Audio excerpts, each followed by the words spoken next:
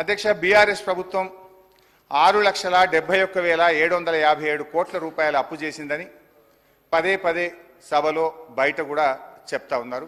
నిన్న బడ్జెట్ ప్రసంగంలో కూడా చెప్పారు. డిసెంబర్ 23 నాడు మీరు విడుదల చేసిన శ్వేతపత్రంలో 4 రకాల అప్పులను మీరు చూపించారు.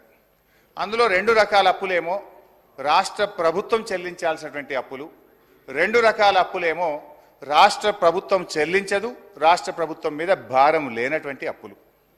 అందులో అధ్యక్ష గవర్నమెంట్ హామీ లేనిది, ప్రభుత్వం చెల్లించనిది 59,414 కోట్లు. గవర్నమెంట్ హామీ ఉండి ప్రభుత్వం చెల్లించవలసిన అవసరం లేనిది 95,462 కోట్లు. ఈ రెండు కలిపితే 1,54,876 కోట్లు. అంటే మీరు చెప్పిన 6,71,757లో ఈ 1,54,876 కోట్లు తీసేస్తే అది 5,16,881 కోట్లు. దీంట్లో మా ప్రభుత్వం ఏర్పడే నాటికే చేసినటువంటి అప్పులు మాకు వారసత్వంగా వచ్చింది 72,658 కోట్లు. దాన్ని కూడా తీసేసినప్పుడు 4,44,223 కోట్లు. ఈ 4,44,233 కోట్లలో వారసత్వంగా ఉమ్మడి ఆంధ్రప్రదేశ్ ప్రభుత్వం నుంచి వచ్చిన, అంటే ప్రభుత్వము హామీ ఇచ్చి ప్రభుత్వమే చెల్లించేటువంటి ఎస్పీవీకి సంబంధించిన 11,609 కోట్లు ఉన్నాయి. దాన్ని కూడా మనం తొలగించినట్టయితే 4,32,614 కోట్లు. మీరు శ్వేతపత్రంలో కూడా కొంచెం ఇంటెలిజెంట్గా పెట్టారు. అది ఏం పెట్టారంటే మా ప్రభుత్వం దిగిపోయే నాటికి ఎంత ఉంటుందో పెట్టే బాగుండు. వీళ్ళు ఏం పెట్టిండ్రు, ఎఫ్ఆర్బిఎం లోన్స్ 2023-24 బిఈ, అంటే మేము డిసెంబర్లోనే మీ గవర్నమెంట్ వచ్చింది. డిసెంబర్, జనవరి, ఫిబ్రవరి, మార్చ్ 4 నెలల్లో తీసుకుపోయే అప్పును కూడా మా ఖాతాలు వేసిండ్రు. గ్రేట్. అయితే ఆ డబ్బు ఎంత అంటే 6,115 కోట్లు. ఈ 6,115 కూడా తీసేస్తే నెట్ మా 10 ఏళ్ల పాలనలో తెచ్చిన అప్పు 4,26,499 కోట్లు. వాస్తవం ఇదైతే ఒకవైపు 7,000 కోట్లు 7,000 కోట్లు అని చెప్పి ఒక 7 లక్షల కోట్లని దుష్ప్రచారం చేస్తూ ఉన్నారు. అయితే ఇక్కడ అధ్యక్ష కొన్ని విషయాలు కూడా వారికి చాలా అనుభవం ఉంది, సభలో కూడా ఉన్నారు.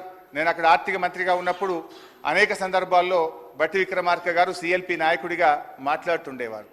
ఈ 4,26,499 కోట్లలో కూడా కొన్ని ప్రత్యేకమైన పరిస్థితులు, కేంద్ర ప్రభుత్వ నిర్ణయాలు, కరోనా లాంటి ప్రపంచమే గడగడలాడి దేశం మొత్తం గడగడలాడినటువంటి ఒక ప్రత్యేక పరిస్థితి 2 సంవత్సరాలు వరుసగా మనం ఎదుర్కొన్నాం. ఈ 4,26,499 కోట్లలో అధ్యక్ష వాస్తవానికి ఏం జరిగింది, కేంద్ర ప్రభుత్వం 2 నిర్ణయాలు తీసుకున్నది. ఒకటి, డిస్కామ్ల అప్పులన్నీ రాష్ట్ర ప్రభుత్వాలే తీసుకోవాలని పార్లమెంట్లో చట్టం చేసి బలవంతంగా రాష్ట్ర ప్రభుత్వాల మీద ఉదయ్ అనేటువంటి పథకాన్ని తెచ్చి రుద్దారు.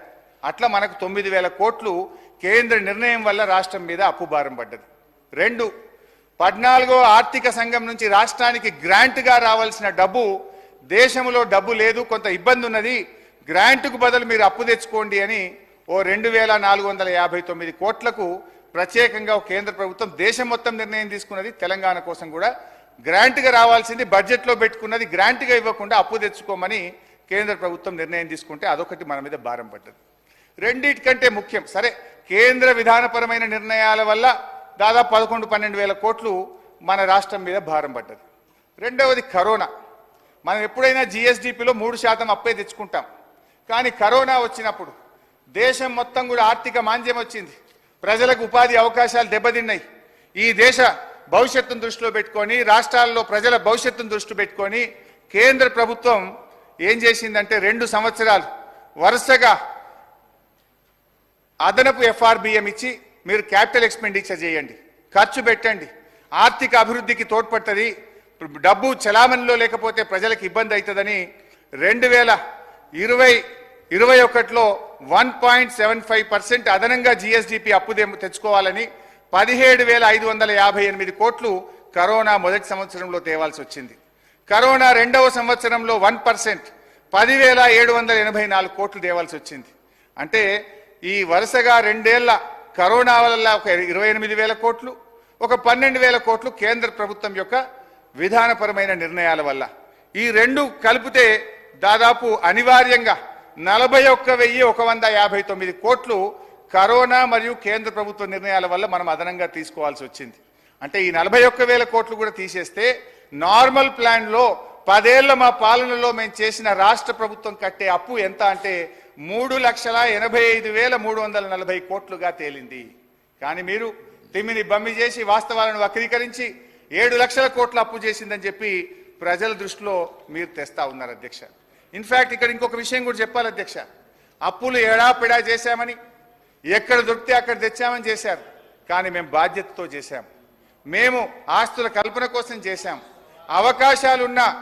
అవకాశాలున్నా మేము అప్పులు తీసుకోలేదు.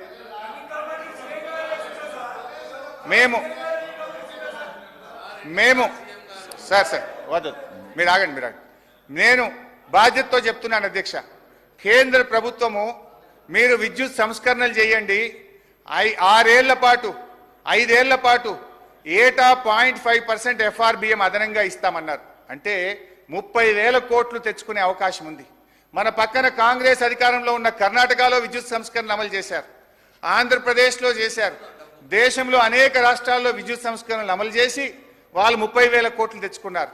ఇదే సభలో సభానాయకుడిగా ఉన్న కేసీఆర్ గారు నా గొంతులో ప్రాణముండంగా విద్యుత్ సంస్కరణలు అమలు చేయను, ఆ 30,000 కోట్లు మాకు అవసరం లేదు, ఒక పని తక్కువ చేసుకున్నా సరే విద్యుత్ సంస్థలను ప్రైవేట్ పరం చేయము, మీటర్లు పెట్టము అని సభానాయకుడిగా చెప్పారు.